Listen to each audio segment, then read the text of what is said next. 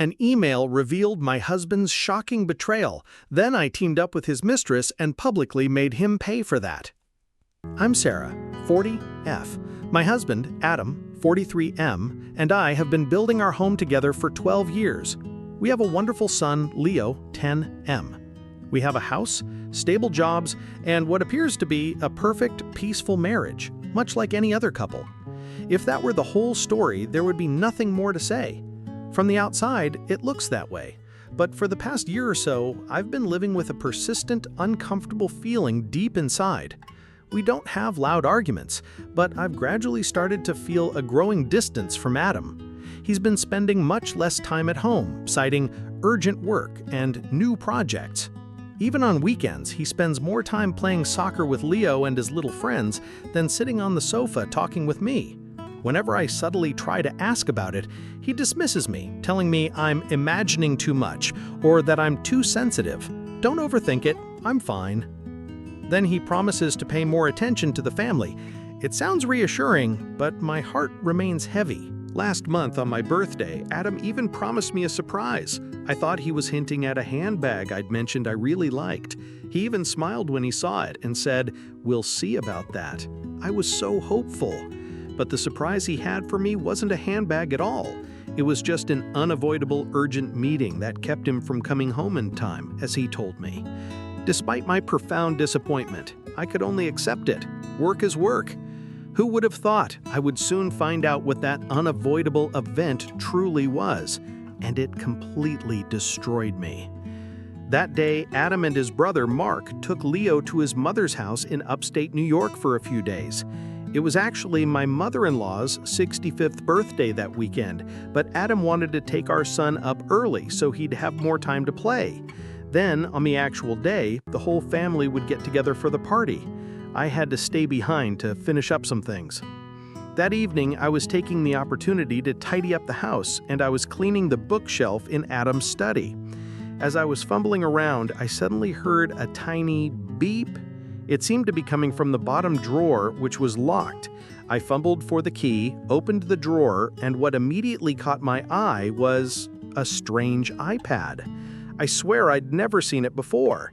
While I was still reeling, trying to understand what was happening, the screen suddenly lit up with an incoming email notification. That must have been the sound I heard.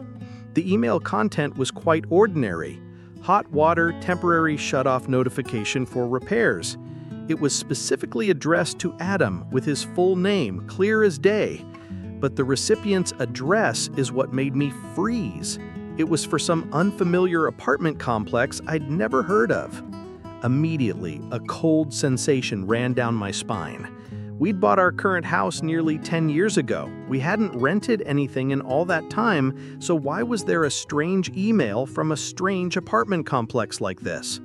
A woman's intuition told me that things were already very bad. That terrible feeling spurred me into action. My hands trembled as I called Adam. But the phone signal where he was awful. It kept cutting in and out. I tried my best to keep my voice calm as I explained about the email and the strange iPad. On the other end of the line, after hearing what I had to say, Adam simply said, "I just bought that iPad for work, and the email? It's probably just a mistake. They mix things up all the time." Then, conveniently, he claimed the signal was too bad and the call disconnected with a beep beep. Hearing him say that only heightened my unease. I reread the email repeatedly and checked everything. The phone number, the email address, the apartment management company's logo, it all matched their website perfectly. It definitely wasn't a scam. The inbox was also completely empty, as Adam is meticulous and always makes a habit of deleting old mail. He's also always been very careful with his personal information. There's no way he'd let his email get onto an irrelevant list. My mind grew more and more agitated. I knew the best advice for me right now would be, calm down and wait for your husband to talk things through clearly. But how could I possibly be calm? Just sit here and wait while that horrible thought spun in my head? No way! I'm not the type of woman to sit still and wait for tragedy to strike. I needed to know the truth, and I needed it now. Immediately, I called Emily, my closest friend. Emily is the kind of friend who, with just one word, is ready to jump into the fire with you, and Emily arrived right away. I told her everything. Emily listened without judgment, only indignation and determination in her voice. "Calm down, Sarah," Emily said, her voice firm. "We're gonna get to the bottom of this. First, try sending another email to that apartment complex." Following Emily's advice, I sent a message to the apartment complex telling them that I thought my husband was on their email list by mistake. What we got in return was just an automatic email that was gibberish. It said they were busy and would reply after October 20th, but it also included apartment rental prices. A one-bedroom was $1,600, and a two-bedroom was $1,900. Most importantly, there were no units available. "These types of apartments are that expensive to rent?" I mumbled. "And if there are no units available, why send Adam a notification? Could it be?" I didn't dare voice the terrible thought swirling in my head.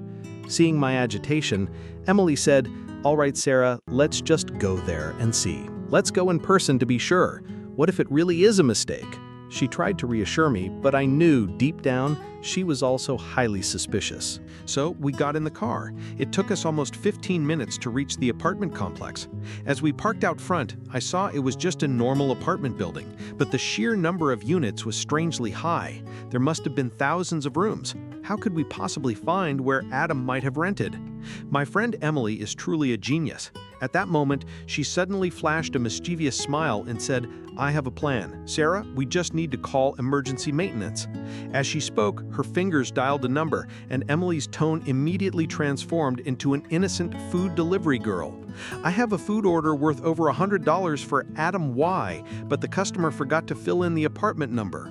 It seemed the person on the other end wasn't very fluent in English, so Emily had to repeat what she said several times. I sat beside her, holding my breath, my heart pounding in my chest.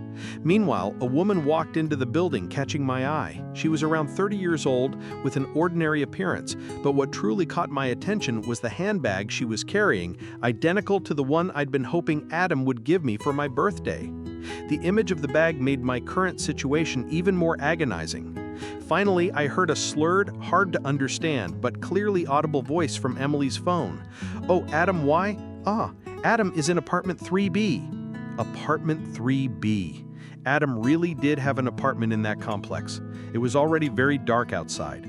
Emily and I stared at each other, speechless. My eyes locked onto Emily's, and I could see fear and disgust churning in her gaze. A cold dread ran down my spine. It was no longer speculation. It was a brutal truth. Emily gripped my hand as we stood before the apartment door Emily had just gotten the number for. I took a deep breath. Emily knocked.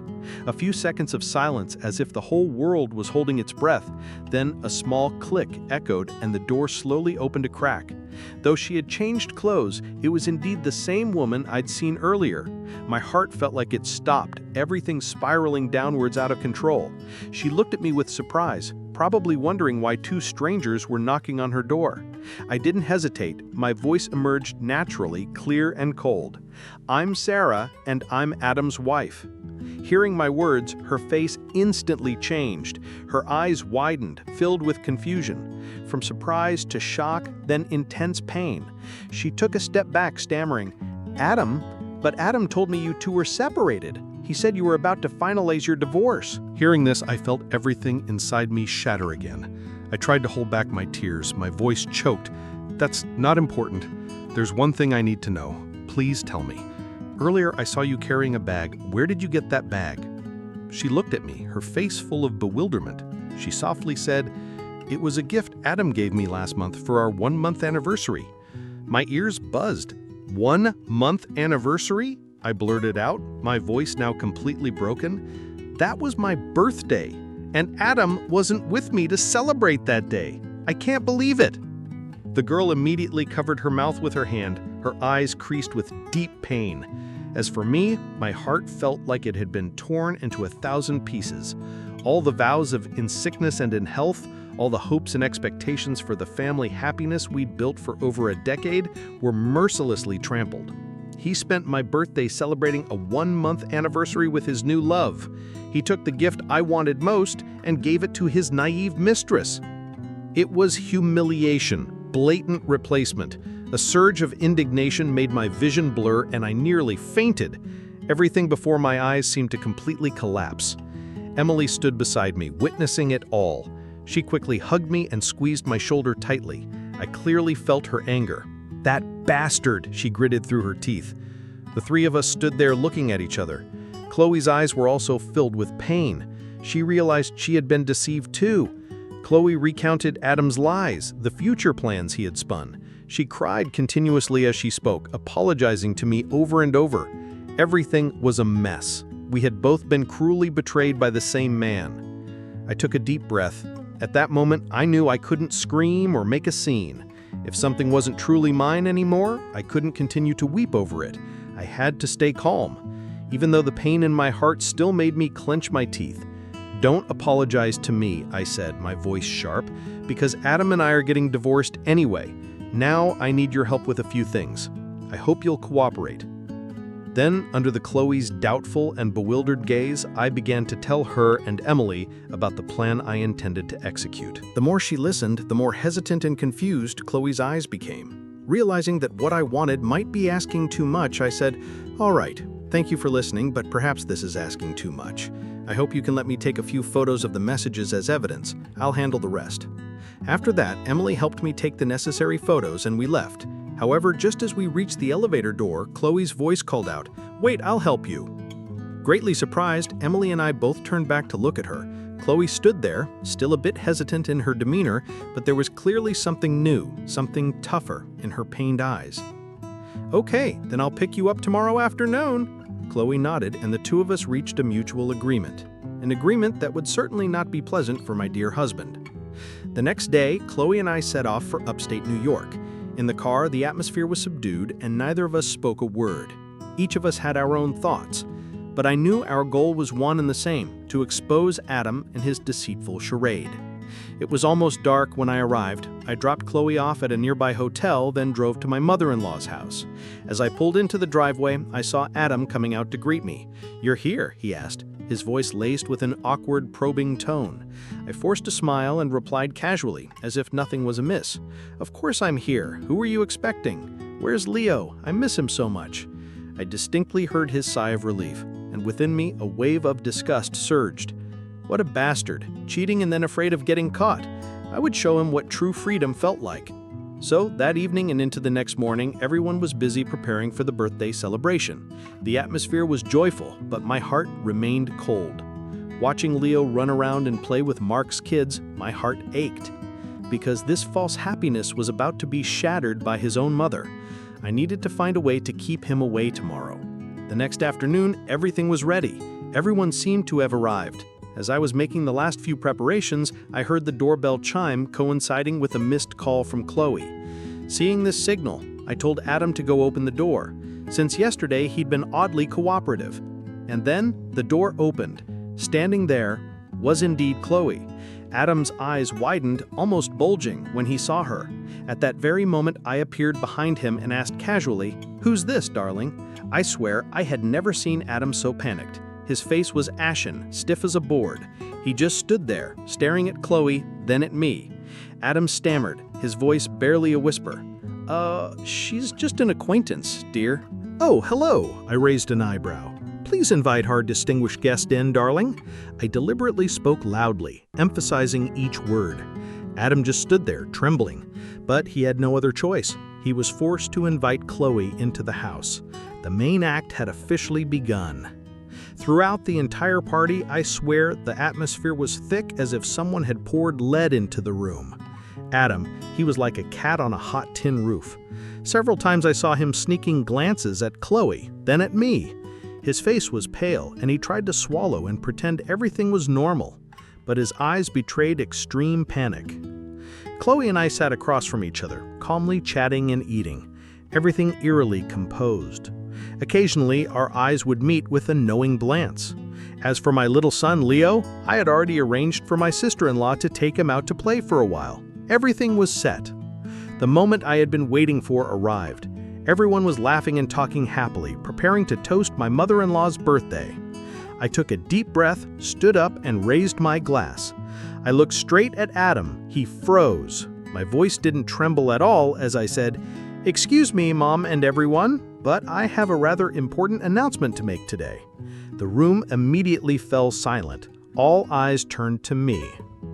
I stood there, glass in hand, letting my words sink into the quiet. 1 second, 2 seconds, the whole room seemed to hold its breath. Adam's face was drained of all color, frozen in place. He stared at me, then quickly glanced at Chloe, panic evident in his eyes. I took a deep breath, my voice still chillingly calm, but deep inside was a storm. Today, I officially announced my divorce from my husband, Adam. I repeated each word clearly, like hammering nails into the air. The room was utterly silent, not a sound except for the pounding of my own heart. Everyone's faces were stunned. I slowly turned towards Chloe and waved to her, a bitter smile on my lips, laden with pain and contempt. And I would also like to introduce to everyone the woman he has prepared to be his new wife, Miss Chloe. At that moment, Adam seemed to snap. He stammered, his voice shrill, trying to heave himself out of his chair. What the hell are you talking about, Sarah? Who is she? Are you crazy? What on earth are you saying? Adam, I said, my voice as cold as ice. Did you really think I knew nothing? Instantly on the large TV screen, Adam's secret life was laid bare. The affectionate messages he'd sent Chloe filled with sweet words I had never heard. Photos of him with Chloe, laughing happily in the secret apartment he'd hidden from me.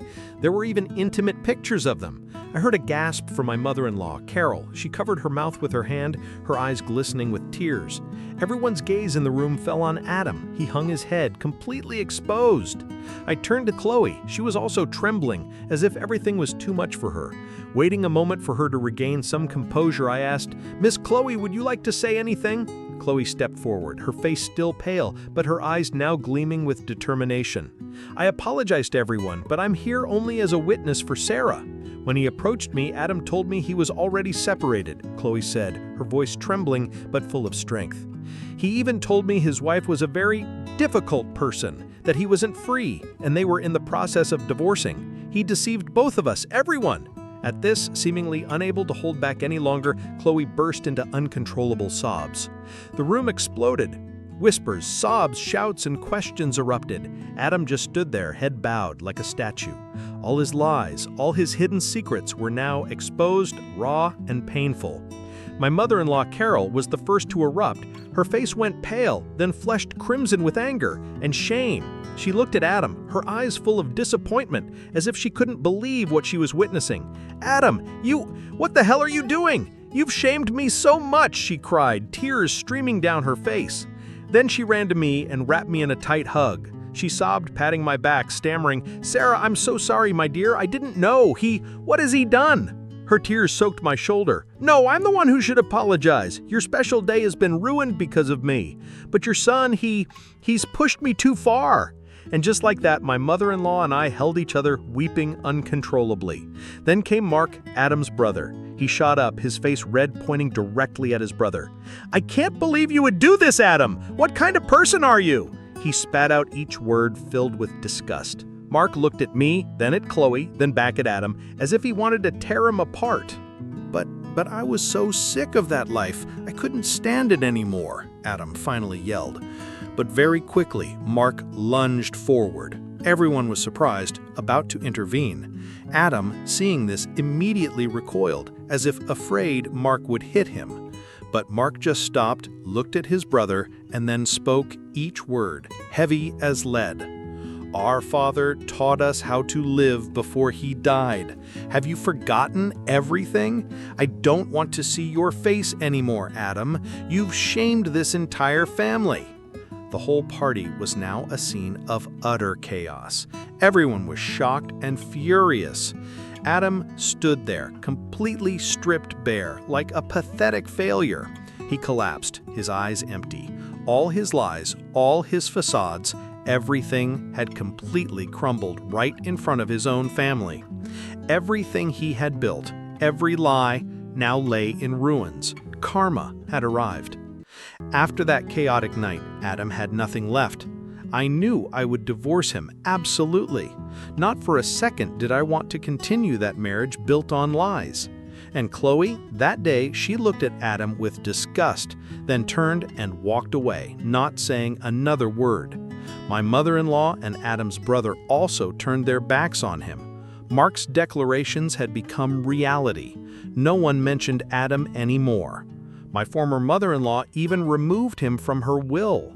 He was now all alone, abandoned by his entire family. His pale face and empty eyes in that moment, I will never forget them. Everything he tried to hide, the secret lives he created, were now just ruins. He had nowhere left to hide, no one left to manipulate. The isolation hit him square in the face, right in the place he thought was safest. That was the price of his deception. After that chaotic night, I knew I couldn't just keep crumbling. The pain was still there, but I had to be strong, for myself and for Leo. I acted immediately, without hesitation. First, I called a divorce lawyer. I needed everything to be clear, to be fair. Then I sought out a therapist. Honestly, I needed someone to talk to untangle the mass of emotions inside me. And a financial advisor too. Everything felt like it was spinning, and I had to reorganize it all. I wasn't going to let my emotions drown me anymore. I had to be resilient and decisive. Fortunately, I had Emily. She was always there for me like a rock. She listened, she encouraged, she helped me sort through everything. My own family too, my parents, siblings, they were all a solid foundation for me during my darkest days. As for Chloe, we certainly couldn't become close friends. However, there's a deep empathy between us. We were both victims of the same deceitful man. We still text occasionally, sharing information if it relates to Adam, and supporting each other through the divorce proceedings. She's also trying to move past this. Looking at Chloe, I see myself. Despite the pain, at least we know the truth.